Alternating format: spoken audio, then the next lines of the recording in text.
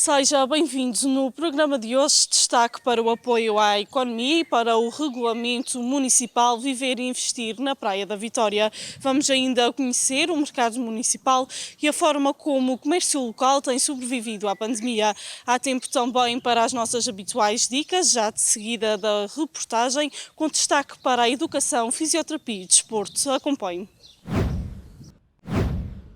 O Regulamento Municipal Viver e Investir na Praia da Vitória conta já com 7 candidaturas aprovadas. Apoios que permitem reabilitar imóveis para habitação própria ou instalar negócios no centro histórico da cidade. No total estamos a falar de um conjunto de apoios na ordem dos 30 mil euros, entre isenções de IMT, entre apoios financeiros à aquisição de casa, à redução de 50% da fatura da água, à redução do IMI e também apoios financeiros a quem pretende investir e que investiu durante este período no âmbito de um apoio para reabilitar, para modernizar o interior da sua loja e, portanto, um conjunto de apoios aqui que vão em conta daquilo que são as nossas pretensões, que é dinamizar ainda mais o nosso comércio local. Posso dizer também que, neste momento, nós temos cerca de 40 candidaturas ao todo, entre particulares e também de novos negócios. E por falar em comércio local, o mercado municipal não é exceção. Em tempo de pandemia, as adversidades foram grandes, mas com ajuda enfrentam o futuro. Os nossos empresários locais aqui na Praia da Vitória estão a encarar esta crise com arregaçando as mangas, obviamente que sim, com muito esforço, com muito sacrifício, mas acima de tudo com muito otimismo e percebendo que pode estar aqui uma oportunidade, uma nova oportunidade para que o seu próprio negócio, redirecionado eventualmente para outros produtos ou para outros serviços, ou modernizando, enfim, redefinindo aquilo que são os objetivos do seu próprio negócio, nós consigamos, ou neste caso os empresários consigam, em conjunto também com o município e, enfim, com a própria comunidade, dar um dinamismo ainda maior à nossa cidade, ao nosso comércio local e, no fundo, à nossa economia e no sentido também da criação de emprego sustentável. Novas oportunidades que não podem ser esquecidas. Os pequenos negócios reforçam que continuam de pé desde que cada um de nós cumpra o seu papel e consuma o que é local. O mercado tem evoluído como estrutura, mas é certo que falta captar mais comerciantes para o espaço. Nós temos estado sempre atentos no sentido de atrair negócios e tipos de negócio, tipos de produto e serviços aqui para o mercado, no sentido de o tornar dinâmico, que, portanto, no nosso entender, qualquer mercado municipal numa cidade é sempre uma referência naquilo que é a oferta comercial da própria cidade. A nível de mercado, isto não, no global temos uma peixaria muito boa, temos o Senhor das Flores que também é uma mais-valia para o mercado e tem um vizinho e é a minha loja. O resto está morto, precisava aqui apostar mais lojas abertas, com mais coisas, porque o mercado é mesmo assim, funciona com um conjunto de lojas, que um ajuda o outro. Portanto, nesse aspecto há aqui um trabalho a fazer. E o mercado está um bocadinho em baixo porque temos aqui muitas superfícies de roda do mercado, há problemas de estacionamento e pronto, as pessoas não estão a aderir muito ao mercado aí.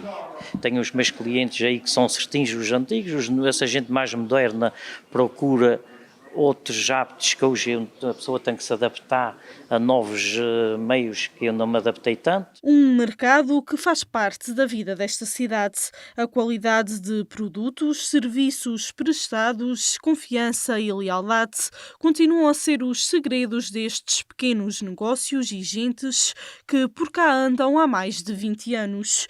Nesta fase excepcional foram criados apoios para que as portas continuassem abertas, dando continuidade a esta história.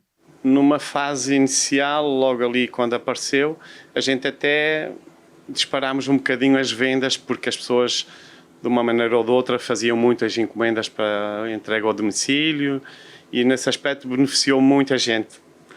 E depois, agora As pessoas com a ficar desconfinadas, a sair, já estão, têm mais opção de escolha, já está um pouquinho mais calmo. Mas, mesmo assim, não se podemos queixar muito, porque com trabalho e dedicação, tudo se faz. Para além de todas as medidas abrangentes a todo o comércio e a todas as empresas, como a isenção do pagamento da tarifa de resíduos na fatura da água, a isenção do pagamento das taxas relacionadas com a ocupação da via pública, nomeadamente das esplanadas, a isenção do pagamento de tudo que são concessões da Câmara Municipal. Para além disso, relativamente aqui ao mercado, houve também o cuidado de isentar o pagamento da renda mensal da parte dos comerciantes. É uma medida que, no nosso entender, vai ao encontro daquilo que são as necessidades dos nossos comerciantes nesta altura mais difícil, nesta altura de pandemia, durante todo este período entre abril e junho, que foi um período mais difícil, e por outro lado também temos tido da parte desses comerciantes uma resposta bastante positiva, de muito otimismo, muita dinâmica, no sentido de reinventarem também o seu negócio.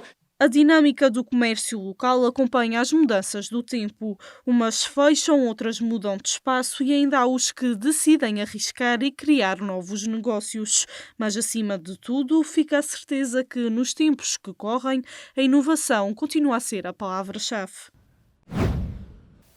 Olá, sou a Eduarda, sou educadora de infância no Colégio Divertiláxia e venho dar-vos algumas dicas sobre a inteligência emocional, mais propriamente sobre a emoção fúria, que também é chamada raiva ou ira. E quando a nossa fúria, a nossa raiva é assim mais pequenina, dizemos simplesmente que estamos zangados. É muito importante falar com as crianças desde muito cedo sobre as emoções, para que eles conheçam o vocabulário e vão se habituando e sejam mais capazes de lidar com as emoções no futuro. Por exemplo, quando vemos que a criança está zangada, dizer vejo que estás zangado. Ou quando está triste, vejo que estás triste. Assim vai-se habituando ao vocabulário. Quanto então à emoção da raiva, quando vemos que a criança está muito zangada em situação de crise, a primeira dica que tenho a dar é a caixa da raiva. Esta é inspirada numa história espanhola em que um menino que está muito zangado por uma série de coisas que aconteceu durante o dia, às tantas sai um monstro vermelho dele que começa a derrubar as coisas, a pôr os brinquedos ao chão, a partir.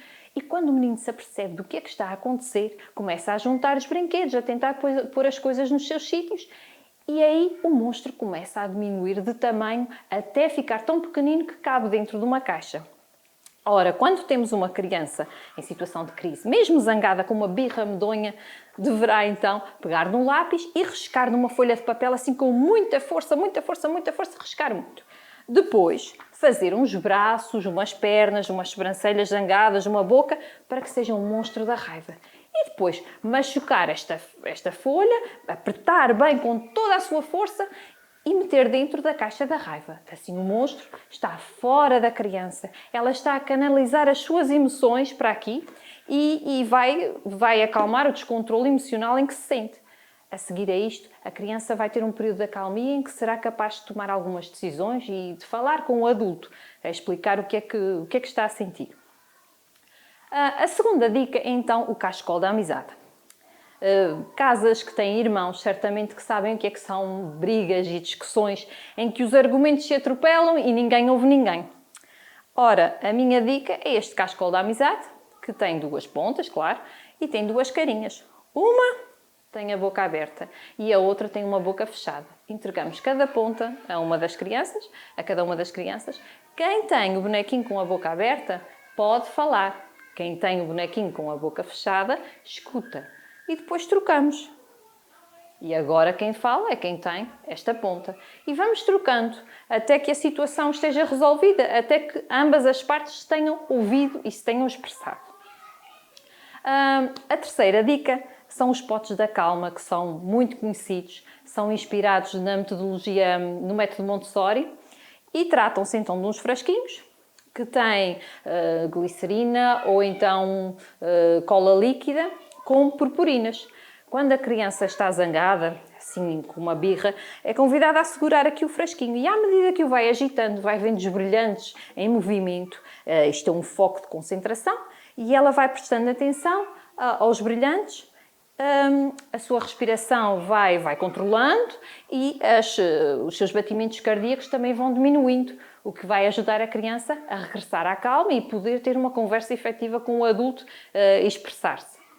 A dica número 4 é o tamanho da raiva. Quando temos então uma criança muito zangada, convidamos a criança a olhar para estas 4 bolinhas e a dizer então de que tamanho é que é a sua raiva. Se é enorme, se é grande, se é média ou se é pequenina. Assim há uma concretização gráfica das emoções e a criança, ao tentar pôr a sua raiva numa categoria, vai comparar com outras situações em que se sentiu aquela emoção e vai pensar nas manifestações físicas que a raiva, a emoção teve nela. Se ficou com os dentes cerrados, os pulsos apertados, ficou com calor e vermelha, pronto. E ela vai tomando consciência então dessas manifestações físicas. E a quinta e última dica é o poder da empatia. A empatia é a capacidade que eu tenho para perceber e para sentir o que a outra pessoa sente naquela situação. Por exemplo, imaginemos que eu saio daqui e que o meu carro está todo riscado. Claro que eu vou ficar furiosa. E, entretanto, chegam 2 adultos que têm 2 posturas completamente diferentes. Se calhar até com uma voz ríspida, diz-me: "Tá, mas é calada, não tens nada que dizer, isto é mesmo assim, quando acontece as pessoas seguem a sua vida." E outra pessoa, com uma postura completamente diferente, diz-me: "Eu percebo exatamente o que é que tu sentes, se me acontecesse a mim, eu também ficava zangada." Agora digam-me com qual das pessoas é que eu vou ter vontade de conversar e de falar sobre o que estou a sentir e pensar numa solução, o que é que se vai passar a seguir. Claro que é com a pessoa que mostrou empatia pela minha situação. O mesmo acontece com as crianças. Se uma criança construiu uma torre de legos, uma coisa enorme, e vem o irmão dar-lhe um pontapé nos legos e destrói aquilo tudo, ele vai ficar furioso.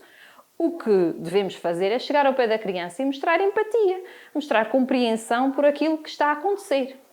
Mas se a criança deu um pontapé no irmão ou uma situação assim, nós não estamos a validar esse comportamento, nós estamos a validar a emoção e dizemos: "Eu percebo como é que tu te sentes, se me acontecesse a mim eu também me zangava, mas não compreendo que tu batas. Isso não é admissível, isso não é certo." E depois tente-se conversar a resolver a situação. O poder da empatia, para mim, é o mais eficiente para acalmar uma criança em fúria. Isto porque vai ajudar a criança a reconhecer as suas emoções, vai fazê-la sentir-se compreendida por quem está à volta e certamente que a vai ajudar a ter posturas mais calmas no futuro em situações semelhantes. Estas são as minhas dicas, espero que tenham gostado, que as ponham em prática e que tenham bons resultados. Fiquem bem! Olá a todos, bem-vindos a mais uma dica na área da fisioterapia. Hoje centramos as nossas atenções ao nível das cicatrizes, no âmbito de uma área específica da fisioterapia, a área dermatofuncional. Esta é uma área responsável pela avaliação e pela promoção da qualidade de vida ao nível do sistema tegumentar, mais especificamente no maior órgão do corpo humano, a nossa pele. É também responsável pela avaliação, promoção e reabilitação de dezenas de patologias do foro neuromusculoesquelético que comprometem a integridade e a funcionalidade do sistema tegumentar. Contudo, hoje centramos as nossas atenções especificamente nas cicatrizes. O que são cicatrizes? Não são mais do que alterações ao nível do tecidular, alterações teciduais resultantes do processo de cicatrização e que resultam de uma regeneração dos tecidos e que podem ter consequências quer ao nível da sua aparência, em função da sua localização, em função da natureza do trauma e daquilo que é a profundidade da lesão. Podemos ter, naturalmente, vários tipos de cicatrizes, quer sejam aquelas que são praticamente invisíveis ou que não deixam sequelas ao nível do organismo e aquelas que, de alguma forma, são mais exuberantes e que deixam impactos ao nível da qualidade de vida das pessoas e no nível do organismo. Falo especificamente daquilo que é a realização, por exemplo, de uma cirurgia, nomeadamente de uma apendicectomia para remover um apêndice, a colocação, por exemplo, de uma prótese ao nível da anca ou ao nível do joelho, da realização de uma cesariana. Todas estas situações implicam uma agressão a nível do organismo e, como tal, vão obrigar a um corte específico ao nível da pele, ao nível do tecido subcutâneo, ao nível da faixa, dos músculos e ao nível dos órgãos. Especificamente, a faixa não é mais do que um sistema do nosso corpo responsável por permitir a interligação entre os tecidos, nomeadamente os músculos e os órgãos. E quando é feita a realização de uma sutura para fixar um ponto de forma a que não volte a abrir, obviamente há um comprometimento em termos da mobilidade a nível dessa região, criando um ponto de fixação. É nesse aspecto e nessas questões em particular que as cicatrizes poderão ter grandes consequências ao nível da limitação da capacidade de movimento e consequências ao nível da biomecânica corporal e, naturalmente, da qualidade de vida.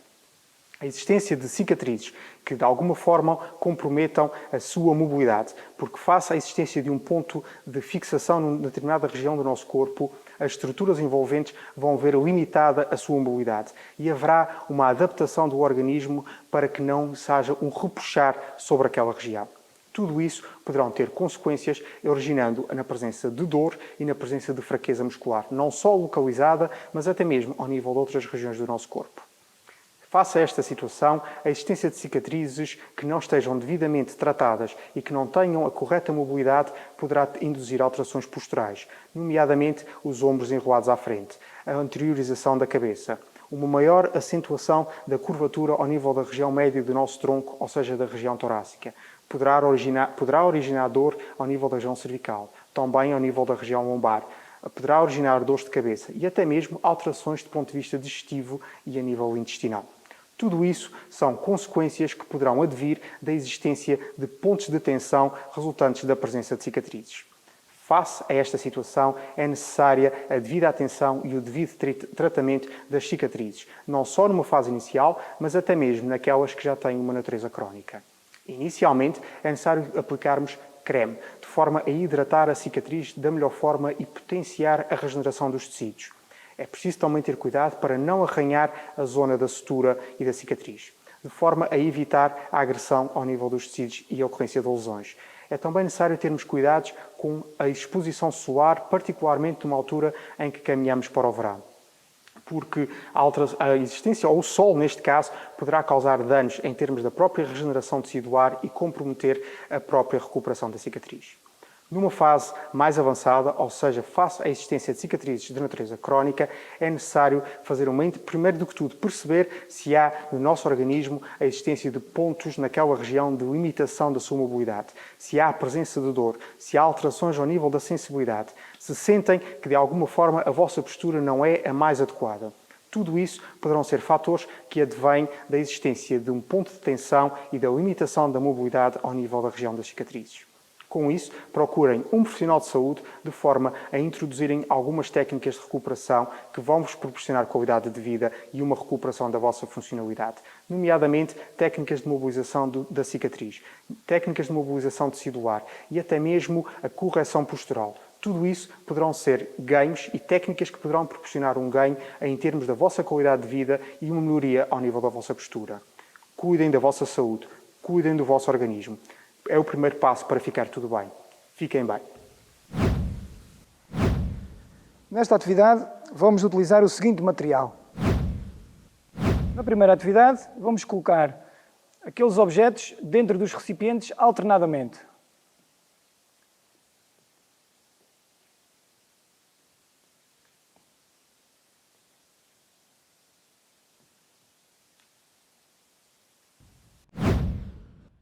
Ao ouvir o número, tem que sair do arco e tocar no número correspondente. 3. 1. 2. 5. 4. Nesta atividade, vamos combinar cor, números, o pé e a mão. Azul, 3. Mão, vermelho. Amarelo, 1. Azul, pé.